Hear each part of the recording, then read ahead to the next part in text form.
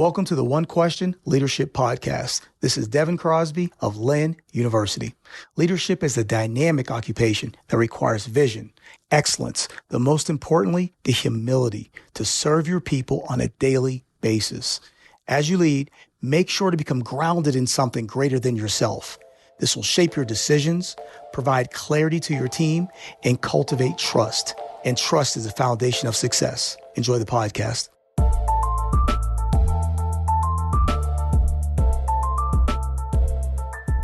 Greetings, this is Ty Brown, and welcome to the One Question Leadership Podcast, where we highlight executive and organizational leadership. Be sure to follow us on Instagram and Twitter at 1Q Leadership. Our guest today is Erin McDermott. Erin is the Director of Athletics at Harvard. Greetings, Erin. Thanks for joining us. Hi, Ty. Thanks for having me. Yes, ma'am. I'm excited to have you on. Now, you've been at Harvard since July 2020, so I guess you call it a pandemic hire, right? It sure is. A pandemic hire and a pandemic job so far. Yeah. So far, right? Yep. Prior to that, you spent 7 years as Director of Athletics at University of Chicago. You spent time at Princeton and at Columbia. And you started your career as an intern with the National Association of Collegiate Women Athletic Administrators, now known as the Women Leaders in College Sports. So you spent almost 25 years in the industry. So you have a wealth of experience, and I'm excited for this conversation. Yeah, that's correct. And this is just the ultimate right now. It feels like everything was gearing toward this. So it all worked out. I can't say according to plan, but I couldn't have scripted it better, for sure. Well, of course, over on Athletic Director we had you on a video talking about transitioning from Division I to take over a Division III athletic school in terms of being an athletic director at a University of Chicago. Of course, now you're back at Division I for athletics at Harvard. So yeah, it's been an adventure to say the least. For sure, yeah. And I remember talking about on that how I thought going to the University of Chicago, I was hoping not to close any doors, and that if I wanted to get back to Division I would be able to. And I felt like it wouldn't close out the opportunities that, would be the kinds of places that I thought I'd be viable for. And thankfully that worked out. So I guess I made an okay decision going there.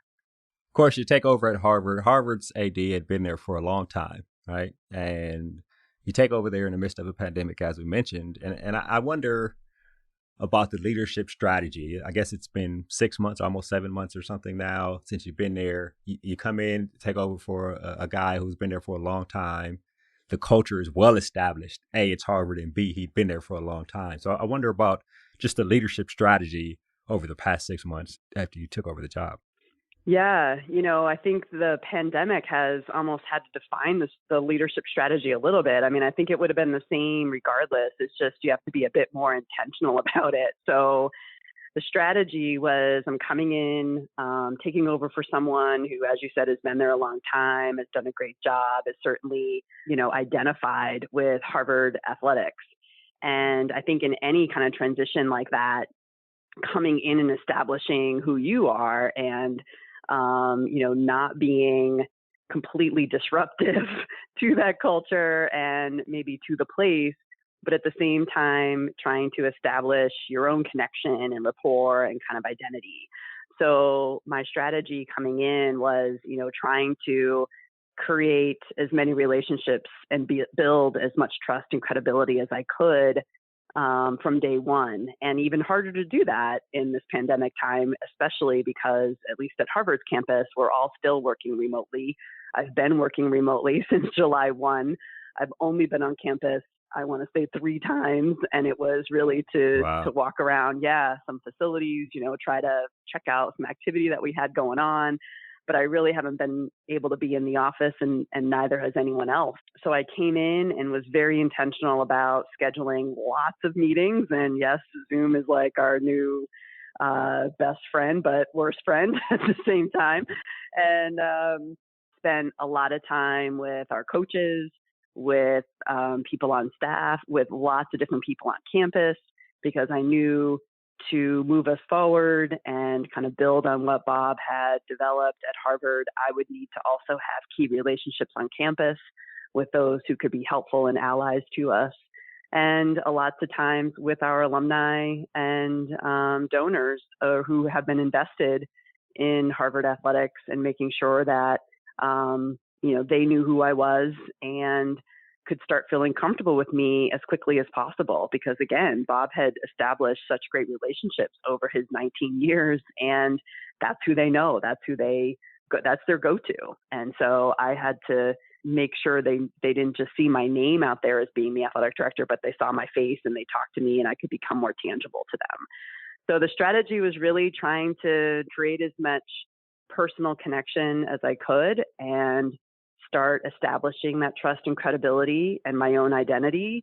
And it just became, it's just more challenging in this time of doing it remotely. And you have to be much more, as I said, intentional. And also, I think you have to be, the energy has to come through. You just have to show who you are in a very high energy kind of way so that, people feel kind of like they know you without knowing you yet. It's interesting about developing relationships all virtual, right? The nuances of in-person. For example, if you meet with somebody or you go to lunch with somebody, both guards may be down a bit and you get comfortable and you talk about some things that you may not talk about in the office. But if all the meetings or majority of the meetings are virtual, the comfortability there, right? If I'm talking to my new supervisor, or I'm talking to the person I'm working for, the new athletics director, do I ever let my guard down? Like, how do we develop? That's had to be an interesting time for you. Can you give me a little bit about just the method of, it's not another meeting, I just want to get to know you, or tell me how you've done that, I guess. Yeah, I had to show who I was pretty quickly. And I had to kind of, I guess, overall philosophy of Harvard athletics and culture of Harvard athletics has been this idea of education through athletics, that we are, connected to the academic work that's happening in the classroom through our activities and through our coaches and through sport. And that absolutely is, at the core what I'm in this for and what I believe in. And so I think being able to speak to that so comfortably and passionately made people feel comfortable that, this is kind of in my DNA and that was not going to change, that would be our focus. And then, at the same time, I think I had to be the one to kind of let down my guard. To allow others to let down their guard. So even in our very first Zoom interaction, when I was still in Chicago, I had just been announced as the Harvard athletic director, and this afternoon Zoom had been planned for the department. Basically, like everyone who works in the athletic department had access to be on there, and that was their introduction to me. And I, in that, was asked a question about what was helping me through this whole pandemic time and the way we're all living right now. And I talked about my kind of shopping trip before I felt like I would have to be prepared to basically be home for some period of time. And I went to Costco and, it was like this chaotic scene when everyone was just panicked about paper products and sanitizing everything. And so all of that was gone. But at some point I looked in my cart and I saw what was in there and it just made me laugh. And I shared that what I had was a big old thing of chocolate, a lot of coffee pods, and many bottles of wine. And I thought, okay, I guess this is my idea of quarantine. This is what I'm going to That's it. Disaster prep, right? That's your disaster prep. Yeah. Wine, coffee, and coffee. Wine, coffee, and chocolate. Funny. Oh, and I had a lot of cheese too. Those are my main food groups apparently. So disaster prep 101. Yeah. So that kind of I could see already on the faces. Zoom's hard too because everyone's muted. You don't really hear reactions from people. But I saw right away lots of smiles, and I've heard about that moment from people that I think right away just made them feel like, oh, okay, she's real. Like she's just kind of a normal person. And I think that just helped to break down a little bit of that, like you're saying, that initial guard that people have when you're walking in as, the new person in charge, and others are trying to, make their best impression and all of those things.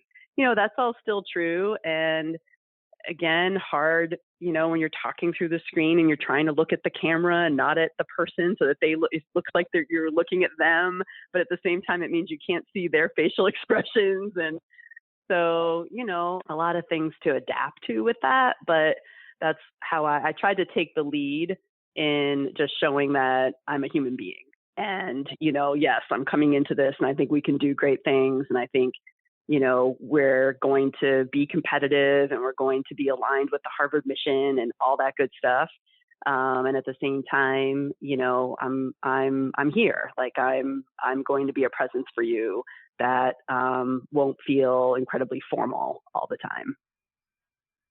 Yeah, it's interesting. I've talked to other people who have taken over athletic programs, and they, you do your listening tour, you meet with everybody, you take the time to figure out if there are going to be any changes or anything like that. And we talk about establishing culture. I think what you did there on Zoom, that first meeting, let people know you're a real person. You're not coming in as, some dictator type person that wants to just change everything immediately. You mentioned staying focused on, I guess the purpose for most athletic departments is to enhance the academic mission of the university. So they see that. I wonder about, and you mentioned it with Bob Scalise. Mm-hmm. He's been there so long, established a culture, but I wonder about evaluating the culture of everything, right? You go on these meetings and how can you tell what nuances may need to be tweaked when everything is virtual? I guess that's probably a question everybody who is in a situation like you are is asking themselves. How can you tell if there are nuances that need to be tweaked when everything is virtual? Yeah, I will say this was one tool that was really helpful to me and not everyone is going to have access to. But before I came in, Harvard had actually gone through a study with an outside consultant, and there were two aspects that the consultants were tasked with reviewing, and one was culture, and the other was structure. And so I actually that was released just before I was named. The culture part of it was anyway. And so walking in, I had this resource of a study that had been done, a year-long, review of those things. And what I did was on the culture part of it, I did read it before coming in. So that gave me some sense of where things were. And it was very positive, how people were very committed to the place.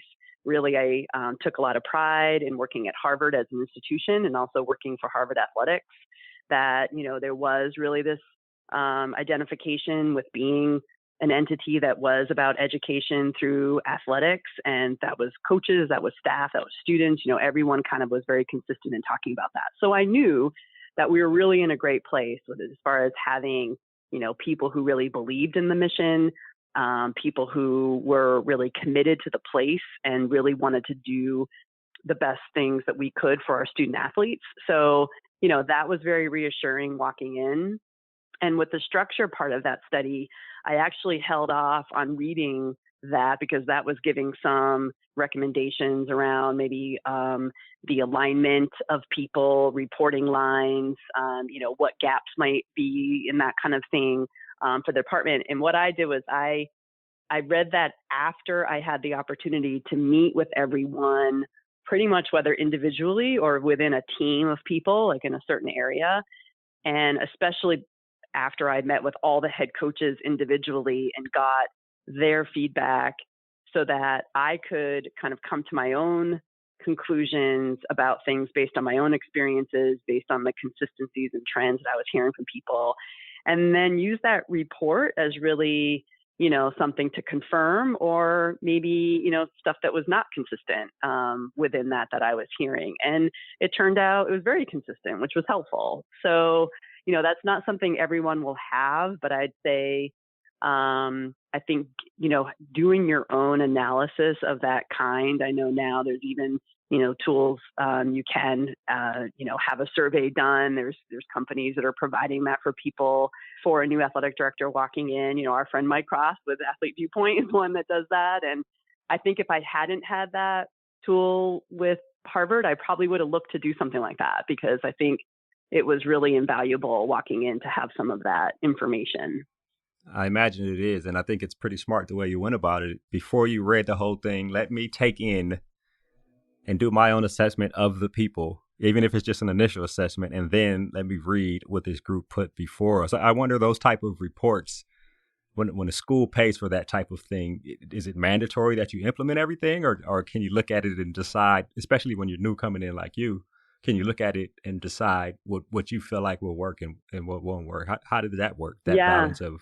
No, it definitely was not. I was not obligated to, take all of the recommendations. And I've made that clear because, there was also some trepidation from people on staff. They weren't sure what was in that structure report. They didn't know if it recommended eliminating, positions or making change in a way that people might be concerned about. And so I reassured everyone that, first of all, it was actually, quite positive. And if anything, showed that we probably need more help than less. So there really wasn't recommendation to eliminate. And that anything we did from this point forward would be because I felt it was the best way for us to operate. And it wasn't going to be because the report and the consultants told us to do it. So I think that was also helpful.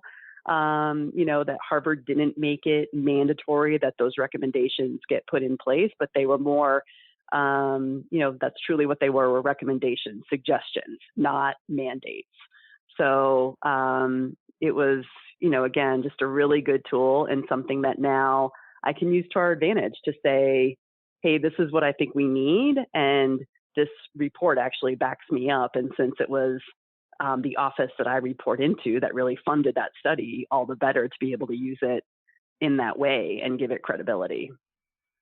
Right. It's a good way to start, right? Yeah. Have a study already done, Yeah, right? That's You a great step way to in start. and do your assessment, and then have a tool that you can use to move forward. I'll ask a couple questions here before we wrap. The first one, I guess, is the student athletes. I mean, have you had interaction with student athletes? Do the coaches, do you get put in front of any student athletes since you've been there, or is that something you'll start in this new, I guess, year? Or talk to me a little bit about that engagement and interaction with student athletes. Yeah, it's been both virtual and very minimally in person. So, I'm really anxious for that to happen because I do feel really disconnected from the students right now. And I don't like that at all. I'm very used to being able to, have presence with them. And I really get a lot of energy from them. I kind of thrive off of our student athletes and their, kind of their hopes and dreams. And so, not having that around me has been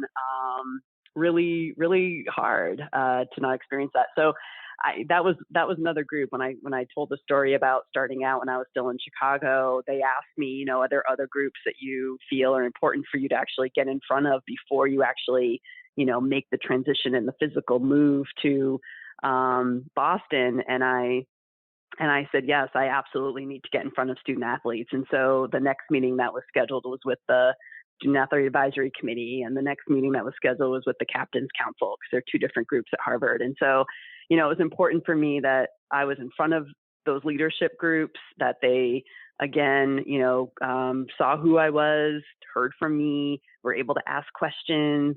And, since then have had a couple more meetings with those groups, but it's something that through this next spring term, I want to try to do a little more regularly now that things are, a little more calmed down, and my schedule will allow for that more. I was able to get to campus and, observe some of the athletes who were on campus training. We only had first years in the fall on campus. So, our activity was really limited, but I was able to go and at least watch some lacrosse players at practice and saw some softball players, got to talk to them, so very little, but at the same time, just treasured those experiences, and just watching them in action, it made me feel a little bit more like, okay, like something's right in the world. Yeah, right. Mm-hmm. Yeah. Right. Exactly. So I asked this final question here. Looking forward, one of the major jobs as an athletics director is to evaluate coaches and the staff in the athletics department.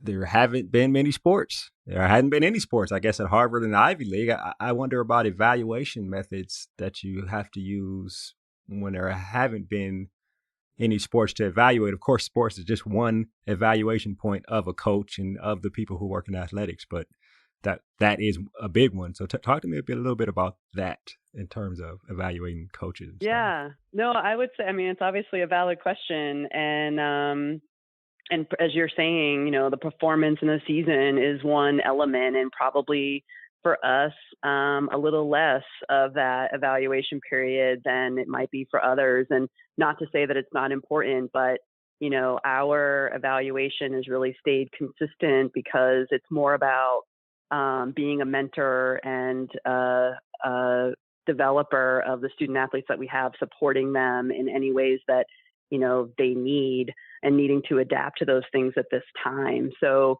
it's really been more based on the normal engagement with recruiting, engagement with alumni, which has had to continue in a very different way, but those things continue on, and their support and adaptation for our student athletes, both those who are on campus and for the many who are off campus, and staying engaged with them and helping them through this. And many have been, really creative with things that they're doing with their teams to kind of make them feel connected. It's not just about the sport, but, many have developed book clubs, and they're having social justice conversations, and they're doing leadership programming around those things. So it's really more those elements, that engagement and support for our students, that we're basing that on this year. We don't have the wins and loss performance, but that's okay, because there's a lot of other things that we can, measure and hold people accountable to. And I've been, I will say that's just one part of being at a place like Harvard, and also coming in as a new athletic director, just the head coach, the quality of the head coaches and who they are and how they take that role of being an educator and a mentor as the primary reason that they coach. It's really amazing to see, and so gratifying to be part of that. Right. And has been proven for years, because you got people who've been there for years in terms of the head coaches there at Harvard. This has been an excellent conversation, Erin. I really feel like I've learned a lot about, being hired during the pandemic, and the ups and downs of trying to manage establishing and continuing a culture as an athletics director. I really appreciate you joining us here on the One Question Leadership Podcast. My pleasure, Tai. Thank you so much for having me. And, it's a journey, as you said, so 6 months in, but I'm excited about it and looking forward to, engaging in a more normal way. And I think Crimson will be taken off. So we're excited. Thank you. That was Erin McDermott. She's the Director of Athletics at Harvard University. And of course, this is Ty Brown with One Question. And keep in mind, the role of a leader is to create and maintain an environment that people want to be a part of. And as always, be better tomorrow than you are today.